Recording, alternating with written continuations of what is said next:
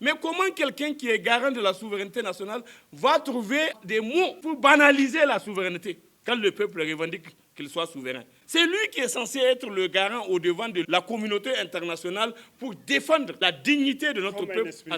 Mais il a voulu banaliser ça, comme il l'a déjà fait pour les matières premières. Rappelez-vous sur le campus, lorsque les étudiants ont posé le problème du ministère de la Défense, il a pris le côté de ses amis pour comprendre que ce qui est arrivé ici, c'est vrai qu'on avait beaucoup d'autres problèmes qui ont peut-être choqué les gens, mais les gens doivent être à mesure de faire la part des choses, de comprendre. Nous sommes dans un exercice où Dieu a fait que nous sommes vainqueurs.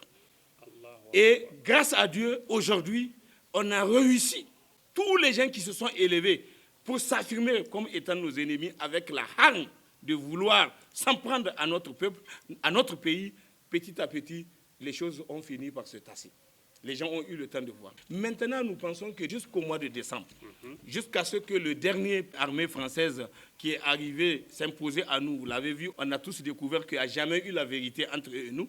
Ils ne nous ont jamais dit qui ils sont et à combien ils sont.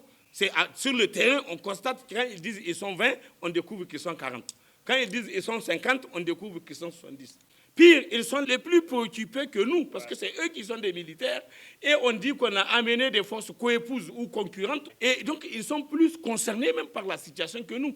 Nous avons dit qu'il faut qu'on soit dans la posture de rendre l'honneur à notre peuple et à notre pays, en considérant que nous devons affirmer notre souveraineté et notre indépendance sur nos choix de nos partenaires de coopération, sur le choix de nos politiques publiques. Maintenant, tout de suite, le CNSP a accepté de dénoncer les accords, notamment les accords de défense. Il n'y a pas que les accords de défense, il y a bien les autres accords sur lesquels on doit continuer à faire pression pour qu'on puisse les bouter, notamment en matière monétaire.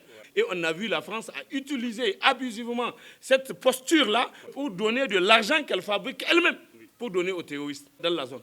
Donc c'est pour ça que nous avons dit qu'on doit aller vite, surtout que le franc CFA, depuis 2020, il a fini. Aucun de nos chefs d'État n'a pris sur lui la responsabilité de constater ça, de faire constater ça et de dénoncer ça. Et c'est ça que les Ouattara, au lieu de faire ça, les Ouattara font la danse du ventre avec sa couche sur les fesses. Donc ils créent la situation de ce que nous sommes aujourd'hui en train de vivre.